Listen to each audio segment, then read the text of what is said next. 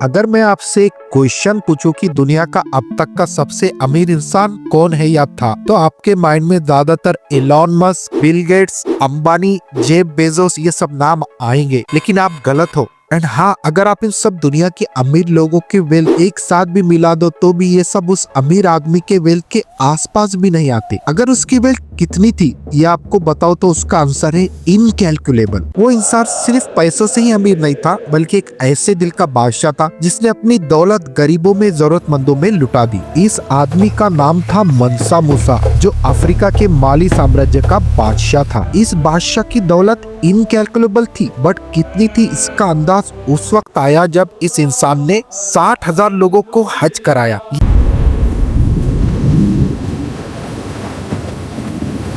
ये हज पूरे 1 साल तक चला। ये माली से स्टार्ट होके मक्का पर खत्म हुआ और रास्ते में इसने गरीबों को और जरूरतमंदों को बेहिसाब सोना बांटा। इतना सोना बांटा कि दुनिया के हिस्ट्री में पहली बार किसी के चैरिटी की वजह से हाइपर इन्फ्लेशन आ गया।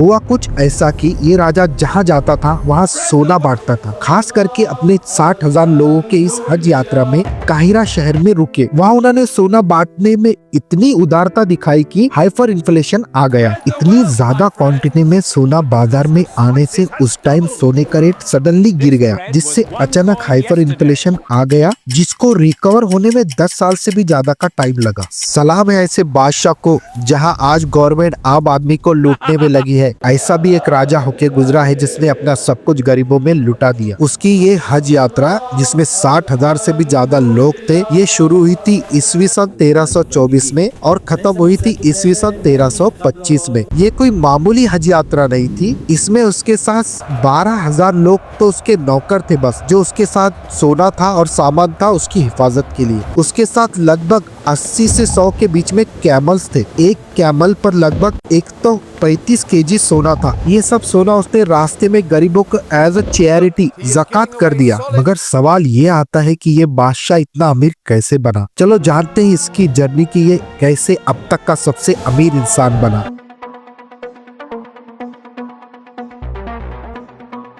मंसा मूसा ईस्वी सन 1312 में माली के बादशाह बने। उनकी बादशाह बनने की स्टोरी बहुत रोमांचिक है। उनसे पहले अबू बकर II माली के राजा थे। उनका सपना था कि उनका साम्राज्य अफ्रीका तक नहीं बल्कि अटलांटिक ओशन पार करके उसके आगे तक बढ़े। मगर उनको पता नहीं था कि अटलांटिक ओशन के उस छोर पर क्या है, ना ही किसी ने कभी उस पार जाने की कोशिश की थी। इसलिए अबू बकर II ने सबसे पहले 200 जहाज अपने लोगों के साथ भेजे, ये देखने के लिए कि अटलांटिक ओशन के उस पार क्या है। बट अनफॉर्चुनेटली कई साल गुजर गए मगर कोई वापस नहीं आया। एक दिन अचानक एक जहाज वापस आया। उस जहाज के कैप्टन ने बताया कि एक समुद्री चक्र ने उन सब जहाजों को निगल लिया। वो कोई आम समुद्री चक्र नहीं था। उसकी लहरें इतनी तेज थी कि उसके खौफ से ही कई लोग डर के मारे समुद्र में गिरकर मर गए। एंड जो उसको पार करने की कोशिश करता था वो उसको अपने अंदर समा लेता था। मगर अबू बकर II को ये बातें हजम नहीं हो रही थी। उसने तय किया कि वो खुद उस पार जाएगा।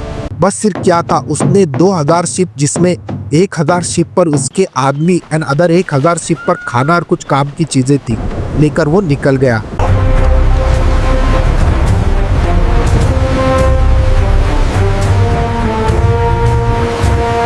मगर कई साल बीते मगर वो वापस नहीं आया। अबू बकर II ने अपने जाने से पहले मंसा मूसा को माली का डिप्टी रूलर बनाया था। मगर जब वो रिटर्न नहीं आया तो मंसा मूसा ईस्वी सन 1312 में माली के बादशाह बने।